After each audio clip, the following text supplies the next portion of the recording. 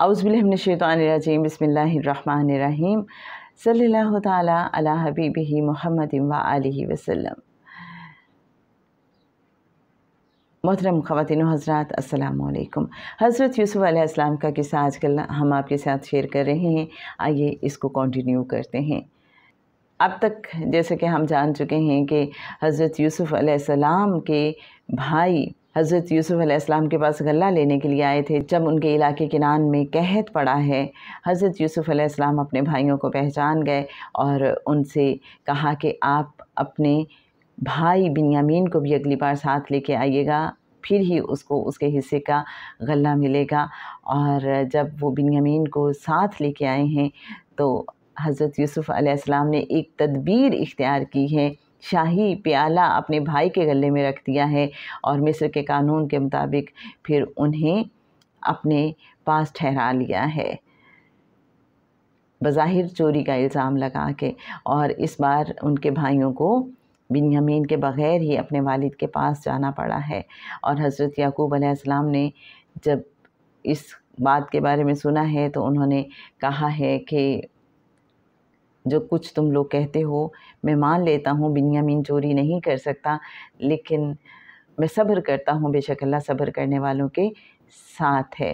वो पैगंबर हैं, वो जानते हैं कि असल हिकमत इसके पीछे कुछ और ही है और असल मामला कुछ और ही है।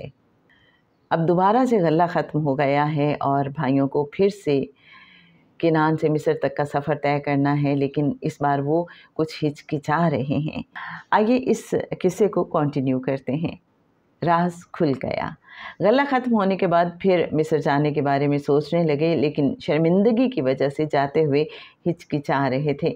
हज़रत याकूब अलैहिस्सलाम ने उन्हें तसल्ली दी और मिस्र जाने के लिए आमादा किया और कहा कि गल्ला लेकर आओ और वाली मिस्र से बिन्यामीन के लिए माफ़ी की दरख्वास्त करो। बाप की हिम्मत दिलाने पर बेटे दरबार शाही में हाजिर हुए और कहा, हमको कहत साली ने परेशान कर दिया है।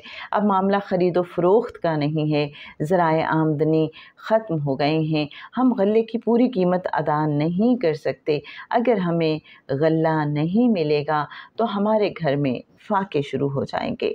हज़रत यूसुफ़ अलैहिस्सलाम ये सुनकर बहुत रंजीदा हुए और आबदीदा होकर कहा, नहीं नहीं, मैं तुम्हें और अपने बाप को मुसीबत में नहीं देख सकता। बरादरान यूसुफ़, अज़ीज़ मिस्र की ज़बानी हज़रत याकूब अलैहिस्सलाम के लिए बाप का लफ्ज़ सुनकर हैरान हुए। हज़रत यूसुफ़ अलैहिस्सलाम ने पूछा, तुम लोगों ने बिन्यामीन के भाई यूसुफ़ के साथ क्या सलूक किया था? उन पर हैरतों के पहाड़ टूट पड़े। उनकी समझ में नहीं आ रहा था कि अज़ीज़ मिस्र को यूसुफ़ और बिन्यामीन से क्या वास्ता है। मेरे भाइयों, मैं ही तुम्हारा भाई यूसुफ़ हूँ जिसे तुमने हसद की बिना पर कुएं में डाल दिया था। हज़रत यूसुफ़ अलैहिस्सलाम के इस इंकिशाफ से उनके रहे सहे हवास भी जाते रहे। खौफ, शर्मसारी और नदामत के एहसास से उनकी गर्दनें झुक गईं। हज़रत यूसुफ़ अलैहिस्सलाम ने दरगुज़र से काम लिया और फरमाया, मैं तुम्हारा भाई हूँ, हम एक ही बाप की औलाद हैं। मैं आज भी तुमसे मोहब्बत करता हूँ। तुमसे कोई सरजनिश नहीं, कोई शिकवा नहीं, कोई शिकायत नहीं। मैं अल्लाह से दुआ करता हूँ कि वो तुम्हारे गुनाह बख्श दे, क्योंकि वो रहीम व करीम है। फ़िरऔन मिस्र को जब यूसुफ़ अलैहिस्सलाम के भाइयों की आमद का पता चला और उसे मालूम हुआ कि हज़रत याकूब अलैहिस्सलाम यूसुफ़ अलैहिस्सलाम के वालिद हैं और अल्लाह के बरगज़ीदा बंदे हैं, तो उसने हज़रत याकूब अलैहिस्सलाम और उनके पूरे ख़ानदान को मिस्र आबाद होने की दावत दी और प्रोटोकॉल के लिए फ़ौज का एक दस्ता किनान भेजा। फ़ौज के दस्ते के साथ माल बर्दारी के जानवर भी थे। यूसुफ़ अलैहिस्सलाम का पैरहन। रवानगी से क़बल हज़रत यूसुफ़ अलैहिस्सलाम ने अपना पैरहन भाइयों को देते हुए कहा कि इसे मेरे मुक़द्दस बाप की आँखों से लगा देना, अल्लाह रब्बुर रहीम अपना फ़ज़ल करेगा। काफ़िला अभी किनान में दाखिल ही हुआ था कि हज़रत याकूब अलैहिस्सलाम ने घर वालों से कहा कि मुझे अपने बेटे यूसुफ़ की खुशबू आ रही है। घर वालों ने इस बात को ज़ोफ़े दिमाग पर महमूल किया और कहा कि बरसों पहले जिसे भेड़िया ले गया उसकी खुशबू कैसे आ सकती है। حضرت یعقوب علیہ السلام نے کہا تم لوگ وہ بات نہیں جانتے جو میں جانتا ہوں۔ شاہی دستے کے ہمراہ قافلہ جب شہر میں داخل ہوا تو حضرت یعقوب علیہ السلام اپنے گھر کی دیوار سے ٹیک لگائے بیٹھے تھے۔ حضرت یعقوب علیہ السلام کے بیٹے سر جھکائے ان کے پاس پہنچے۔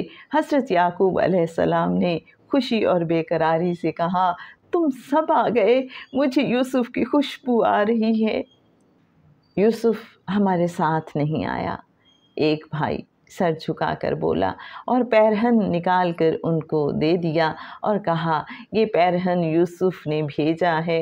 حضرت یعقوب علیہ السلام نے حضرت یوسف علیہ السلام کا کرتا لے کر چوما اور آنکھوں سے لگایا اور کہا میں نہ کہتا تھا کہ میرا یوسف زندہ ہے۔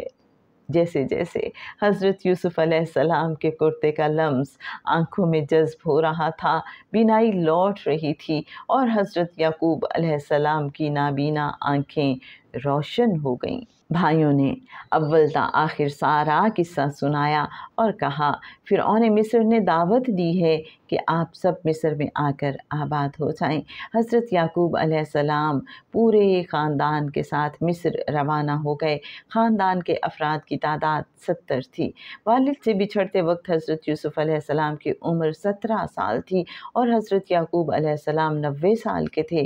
جس وقت حضرت یعقوب علیہ السلام مصر تشریف لائے اس وقت ان کی عمر 130 سال تھی، گویا باپ بیٹا 40 سال ایک دوسرے سے جدا رہے۔ اس دوران پوتیفار فرعون کا انتقال ہو گیا۔ قرآن حکیم نے حضرت یوسف علیہ السلام کے قصے کو خواب سے شروع کیا ہے۔ اگلا موضوع ہے حکمت۔ آئیے دیکھتے ہیں کہ جناب خواجہ شمس الدین عظیمی صاحب جو مؤلف ہیں کتاب محمد رسول اللہ صلی اللہ علیہ وآلہ وسلم کے، وہ اس حوالے سے کیا فرماتے ہیں۔ خواب ایسی ایجنسی ہے جس کی معرفت انسان کو غیب کا کشف حاصل ہوتا ہے۔ خواب کا علم انسان کو ماورائی اطلاعات فراہم کرتا ہے۔ یہ علم بتاتا ہے کہ روح ہمہ وقت حرکت میں رہتی ہے، جس طرح بیداری کا پورا وقفہ کسی نہ کسی طرح حرکت سے عبارت ہے، اسی طرح خواب کی زندگی بھی حرکت کے تابع ہے۔ انسان بیداری میں جسمانی حرکات سے اس لیے واقف رہتا ہے کہ بیداری میں شعوری حرکت قائم رہتی ہے۔ جب ہم بیدار ہوتے ہیں تو حواس بیرونی ماحول سے رشتہ قائم کرنے میں مصروف ہو جاتے ہیں۔ ہمہ وقت کوئی نہ کوئی انتباہ یا نقش اعصاب کو حرکت دیتا رہتا ہے اور اس کے اشارے پر ہمارا جسم متحرک رہتا ہے۔ جب ہم سو جاتے ہیں تو جسمانی حرکات پر سکوت طاری ہو جاتا ہے، لیکن انا یا نفس کا فعال کردار ختم نہیں ہوتا۔ خواب میں اگرچہ فرد کا جسم معطل ہوتا ہے لیکن وہ تمام حرکات و سکنات کو اپنے سامنے اسی طرح دیکھتا ہے جس طرح بیداری میں دیکھتا ہے۔ فرق یہ ہے کہ وقت اور فاصلے کی رائج پابندیاں قائم نہیں رہتی۔ خواب میں خاکی حواس مغلوب ہوتے ہیں، لیکن روح جن واردات و حوادث سے گزرتی ہے انہیں ہمارا ذہن اس حد تک سمجھتا ہے جس حد تک اس کی دلچسپی ان سے وابستہ رہتی ہے۔ یہی وجہ ہے کہ ہم خواب کے ان حصوں کو بیان کر سکتے ہیں جن پر دلچسپی کی بنا پر ہماری توجہ مرکوز رہتی ہے، اور جن واقعات پر ہماری توجہ نہیں ہوتی ان واقعات کی کڑیاں ملانے سے ہمارا شعور عاجز رہتا ہے۔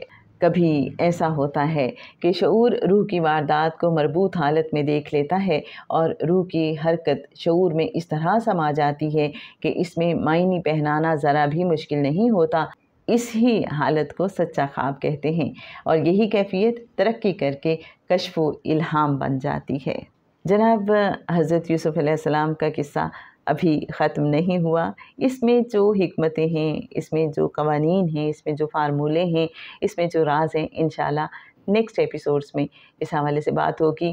جو بالکل اگلی ہماری ایپیسوڈ ہوگی اس میں ہم اب تک جو ہم نے حضرت یوسف علیہ السلام کا قصہ پڑھا ہے اس کے چیدہ پوائنٹس اور اس میں ہمارے لیے جو اسباق ہیں وہ شیئر کرنے کی کوشش کریں گے۔